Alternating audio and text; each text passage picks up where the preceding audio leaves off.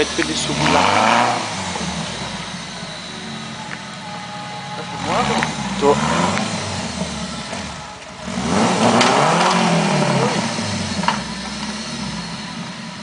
Quebrou a caixa. Quebrou?